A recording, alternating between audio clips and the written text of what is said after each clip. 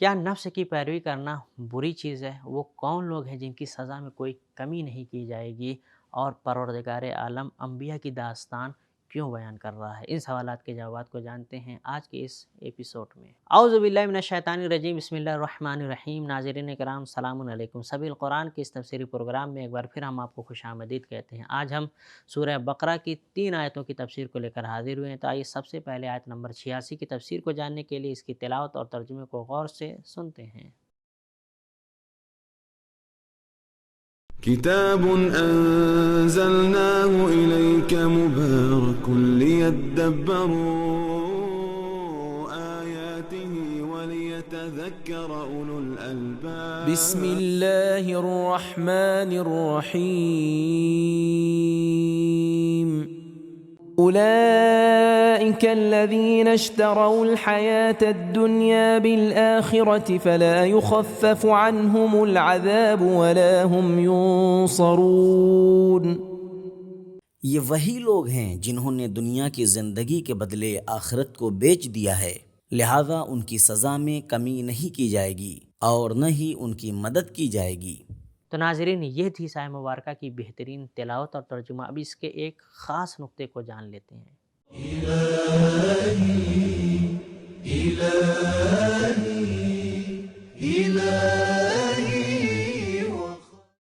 یہ آیت ان تمام پیمان شکنوں، قتل نفوس اور بعض آیات پر عمل نہ کرنے کی جڑ کو بیان کر رہی ہے، کیونکہ یہ لوگ دنیاوی زندگی کے پیچھے لگے ہوئے ہیں اور صرف ان قوانین کی پابندی کرتے ہیں جو ان کے مفاد میں ہوتے ہیں، اور ہر وہ قانون جو ان کے دنیاوی مفادات کے خلاف جاتا ہے یہ اس کی طرف توجہ نہیں کرتے۔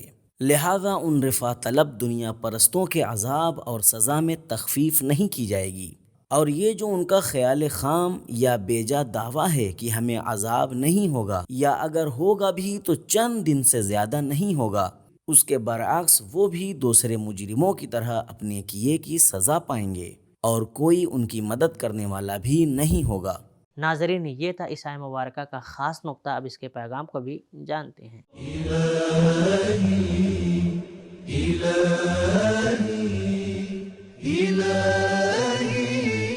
نمبر 1، انسان آزاد ہے اور اسے انتخاب کا پورا حق حاصل ہے۔ وہ تمام آیات جن میں خدائے متعال فرماتا ہے کہ انسان نے دنیا کو خرید لیا اور آخرت کو بیچ ڈالا یا ہدایت کے بدلے گمراہی خرید لی، یہ سب اس بات کی دلیل ہیں کہ انسان کو انتخاب کا حق اور آزادی حاصل ہے، یعنی انسان ہر معاملے میں غور و فکر کرتا ہے، ہر بات کا موازنہ کرتا ہے، اسے پرکھتا ہے اور پھر انتخاب کرتا ہے۔ نمبر 2، قانون خداوندی کے سامنے سب لوگ برابر ہیں، فلا یخفف، پس بنی اسرائیل کا یہ نظریہ کہ وہ ایک اونچی قوم ہیں یا خدا کی اولاد اور اس کے پیارے ہیں، یہ سب خیال است و محال است و جنون، کفر اور ہٹ دھرمی کے راستے پر چلنے والے خواہ افراد ہوں یا اقوام، خدا کا قہر و غضب کسی کو معاف نہیں کرتا۔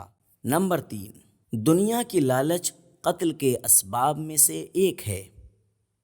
ناظرین، ہم نے ابھی سورہ بقرہ کی آیت نمبر 86 کی تفسیر کو جان لیا ہے۔ اب آیت نمبر 87 کی تفسیر کو جاننے کے لیے سب سے پہلے اس کی تلاوت اور ترجمے کو غور سے سنتے ہیں۔ وَلَقَدْ آتَيْنَا مُوسَى الْكِتَابَ وَقَفَّيْنَا مِن بَعْدِهِ بِالرُّسُلِ وَآتَيْنَا عِيسَى ابْنَ مَرْيَمَ الْبَيِّنَاتِ وَأَيَّدْنَاهُ بِرُوحِ الْقُدُسِ أَفَكُلَّمَا جَاءَكُمْ رَسُولٌ بِمَا لَا تَهْوَى أَنفُسُكُمُ اسْتَكْبَرْتُمْ فَفَرِيقًا كَذَّبْتُمْ وَفَرِيقًا تَقْتُلُونَ۔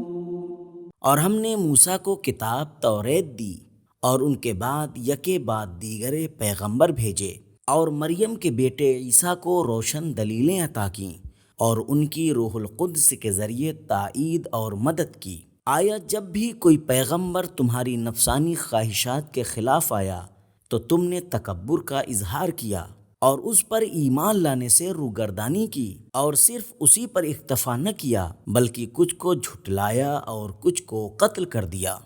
ناظرین، پروردگار عالم نے اپنے بندگان کے لیے اس آیہ مبارکہ میں کچھ خوبصورت نکات رکھے ہوئے ہیں۔ آئیے ان نکات کو جانتے ہیں۔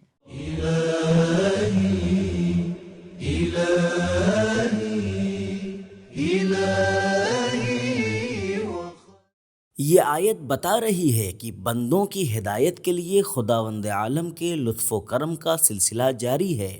حضرت موسیٰ علیہ السلام کے علاوہ اور انبیاء مثلاً داؤد، سلیمان، یوشع، زکریا اور یحییٰ بھی اس دنیا میں تشریف لائے۔ ان کے بعد خداوند عالم نے حضرت عیسیٰ ابن مریم کو روشن دلائل دے کر بھیجا کہ جن کی روح القدس کے ذریعے تائید اور حمایت کی گئی، لیکن بنی اسرائیل نے تکبر اور سرکشی کی راہ کو اپنایا اور ہدایت الہی کو قبول کرنے کے بجائے انبیاء علیہم السلام کو جھٹلانے یا انہیں قتل کرنے پر کمر باندھ لی۔ سورہ نحل کی آیت 102 سے معلوم ہوتا ہے کہ روح القدس سے مراد وہی جناب جبرائیل علیہ السلام ہیں۔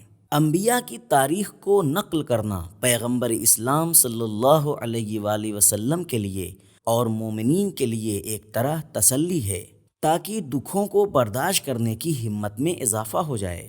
ناظرین، یہ تھے بہترین اور خوبصورت نکات، اب اس کے پیغام کو بھی جانتے ہیں۔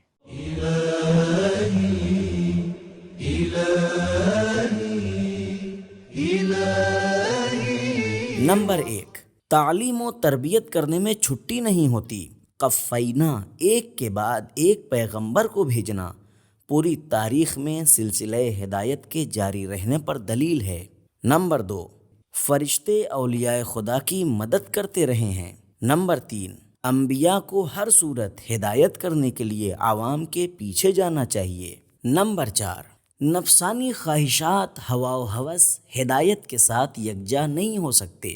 نمبر 5، جو کوئی حق کے سامنے تسلیم نہ ہو وہ متکبر ہے۔ نمبر 6، نفس کی پیروی انسان کو پیغمبر خدا کو قتل کرنے پر آمادہ کر دیتی ہے۔ نمبر 7، انبیاء اپنے الہی اہداف کی تکمیل کے لیے جان کی بازی بھی لگانے سے گریز نہیں کرتے۔ ناظرین، اس ایپیسوڈ کی آخری آیت کی تفسیر کو جاننے کے لیے سب سے پہلے اس کے تلاوت اور ترجمے کو سنتے ہیں۔ وقالوا قلوبنا غلف بل لعنهم الله بكفرهم فقليلا ما يؤمنون۔ وہ پیغمبروں سے کہتے تھے ہمارے دل غلاف کے اندر ہیں اور ہم تمہاری باتوں میں سے کچھ نہیں سمجھتے۔ جی ہاں، ایسا ہی ہے، خدا نے ان کے کفر کی بنا پر انہیں اپنی رحمت سے دور کر دیا ہے، اسی لیے وہ نہیں سمجھتے اور کسی چیز کا ادراک نہیں کر پاتے، اور ان میں سے بہت تھوڑے لوگ ایمان لائے ہیں۔ ناظرین، پروردگار عالم نے اپنے بندگان کے لیے اس آیت مبارکہ میں کچھ خوبصورت نکات رکھے ہوئے ہیں، آئیے ان نکات کو جانتے ہیں۔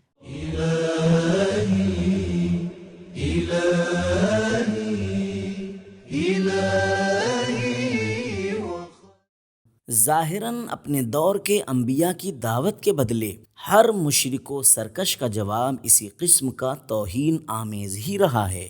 مثلاً حضرت شعیب علیہ السلام کے جواب میں وہ کہتے تھے یا شعیب ما نفقہ، یعنی اے شعیب ہم تمہاری باتوں کو نہیں سمجھتے۔ سورہ ہود آیت نمبر 91۔ سورہ فصلت 5 میں آیا ہے کہ وہ قرآنی آیات کے بارے میں کہتے تھے قلوبنا فی اکنۃ، یعنی ہمارے دل پردوں میں ہیں، اور اس آیت میں آیا ہے قلوبنا غلف، یعنی ہمارے دل غلافوں میں ہیں۔ غلفن کا لفظ اغلف کی جمع ہے جس کا معنی ہے غلاف والی چیز۔ ناظرین، یہ تھے بہترین اور خوبصورت نکات، اب اس کے پیغام کو بھی جانتے ہیں۔